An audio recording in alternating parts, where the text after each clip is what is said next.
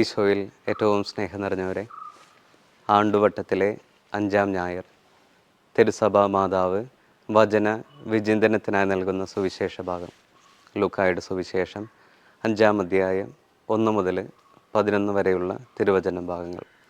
ആദ്യ ശിഷ്യന്മാരെ വിളിക്കുന്നതാണ് വചന പശ്ചാത്തലം. സ്നേഹം നിറഞ്ഞവരെ, യേശുനാഥൻ്റെ അരികിൽ ഒത്തിരിയേറെ ജനങ്ങൾ വരുന്നുണ്ട്. ഗനേസരത്ത് തടാകത്തിനിരുന്ന് ഈശോ അവരോട് വചനം പങ്കുവയ്ക്കുന്നുണ്ട്. അതുപോലെ തന്നെ അവർക്ക് പ്രബോധനങ്ങൾ നൽകുന്നുണ്ട്. പിന്നീട് ശിമയോൻ പത്രോസിൻ്റെ വെള്ളത്തിൽ കയറി ഈശോ അവനോട് പറയുന്നുണ്ട്, നീ ആഴങ്ങളിലേക്ക് വലയിറക്കാനായിട്ട് പറയുന്നുണ്ട്. അപ്പോൾ പത്രോസ് പറയുന്ന ഒരു കാര്യമുണ്ട്, ഞാൻ രാത്രി മുഴുവൻ അധ്വാനിച്ചതാണ്, പക്ഷേ എനിക്കൊന്നും തന്നെ കിട്ടിയില്ലെന്ന് പറയുന്നുണ്ട്. എന്നാലും ഞാൻ നീ പറഞ്ഞത് അനുസരിച്ചോളാം. സ്നേഹം നിറഞ്ഞവരെ, ഈശോയുടെ വാക്കിനോട് പത്രോസ് അനുസരണം പാലിച്ചു കഴിയുമ്പോൾ വലിയ അത്ഭുതങ്ങൾ നടക്കുന്നുണ്ട്. വല കീറുവോളം വള്ളങ്ങൾ 2 വള്ളങ്ങൾ നിറയോളം അവിടെ മത്സ്യങ്ങൾ ലഭിക്കുന്നുണ്ട്. അപ്പോൾ ഈ അത്ഭുതം സ്വീകരിച്ചതിന് ശേഷം പത്രോസ് പറയുന്നുണ്ട്, ഈശോയെ നീ എന്നിൽ നിന്ന് അകന്നു പോകണമേ, ഞാൻ പാപിയാണ്. അപ്പോൾ ഈശോ അവനോട് പറയുന്നത്, നീ ഭയപ്പെടേണ്ട, ഞാൻ തന്നെ മനുഷ്യരെ പിടിക്കുന്നവരാക്കാമെന്ന് പറയുന്നുണ്ട്. സ്നേഹം നിറഞ്ഞവരെ, ഒരു ആദ്യ ശിഷ്യനെ യേശുനാഥൻ ഇങ്ങനെ വിളിക്കുമ്പോൾ നമുക്കും എങ്ങനെ ക്രിസ്തുവിൻ്റെ നല്ല ശിഷ്യനായിട്ട് മാറാനായിട്ട് നമുക്ക് സാധിക്കും. അപ്പോൾ ഈശോ ചെയ്ത കാര്യങ്ങളെക്കുറിച്ചൊന്ന് നമുക്ക് ചിന്തിക്കാം. ഈശോയുടെ അരികിൽ വന്നവരെ വിശ്വാസത്തിലേക്ക് വരാനായിട്ട് ഈശോ ചെയ്തൊരു കാര്യം, ആദ്യം വചനം നൽകുന്നുണ്ട്. പിന്നീട് ഈശോ വലിയ അത്ഭുതങ്ങൾ നൽകുന്നുണ്ട്. അതിനുശേഷമാണ് അവരെ അങ്ങനെ വിശ്വാസത്തിലേക്ക് ഈശോ ക്ഷണിക്കുന്നത്. അങ്ങനെ ഈശോയുടെ വിശ്വാസത്തിൽ വചനം കേട്ട് ഈശോയുടെ വിശ്വാസത്തിലേക്ക് വന്നവർക്ക് പിന്നീട് കാണുന്നത് ഒരു അനുസരണമാണ്. പത്രോസിനോട് പറയുന്നുണ്ട്, നീ ആഴങ്ങളിലേക്ക് വലയിറക്കാനായിട്ട്.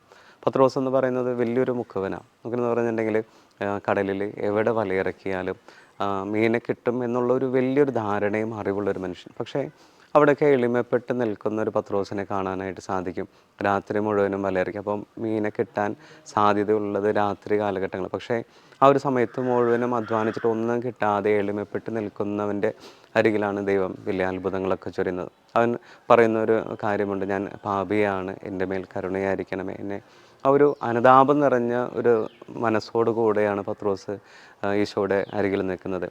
വചനം നമ്മെ ഓർമ്മപ്പെടുത്തുന്നുണ്ട്, ദൈവത്തിൻ്റെ ശക്തമായ കരത്തിന് കീഴിൽ താഴ്മയോട് കൂടെ നിൽക്കുക, അവൻ തക്ക സമയത്ത് ഉയർത്തിക്കൊള്ളും. അപ്പോൾ എളിമയോട് കൂടെ പത്രോസ് ഈശോയുടെ അരികിലേക്ക് വരുമ്പോൾ പിന്നീട് അവൻ്റെ മനോഭാവം അത് അനുതാപത്തിൻ്റെ മനോഭാവമായി മാറുന്നുണ്ട്.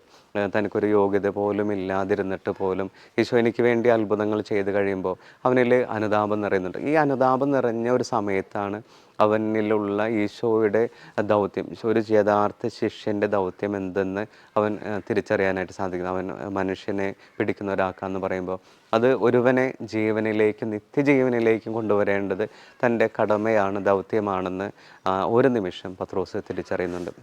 സ്നേഹം നിറഞ്ഞവരെ, നമുക്കും ഇങ്ങനെ ഒരു യഥാർത്ഥ ശിഷ്യനാകാനായിട്ട് ഈശോയുടെ വചനം കേൾക്കുന്നവരാകാം, ഈശോയുടെ വചനത്തോട് അനുസരണം പാലിക്കുന്നവരാകാം, എളിമയോട് കൂടെ ദൈവസന്നിധിയിൽ നിന്ന് അത്ഭുതങ്ങൾ സ്വീകരിക്കുന്നവരാകാം. അങ്ങനെ നമുക്കും ഈശോയുടെ ദൗത്യം എന്താണെന്ന് നമുക്ക് തിരിച്ചറിയാം. അതിനനുസരിച്ച് പ്രവർത്തിക്കാനായിട്ട് നമുക്ക് പരിശ്രമിക്കാം. പരിശുദ്ധാത്മാവ് നമ്മെ വഴി നടത്തട്ടെ. ആമേൻ.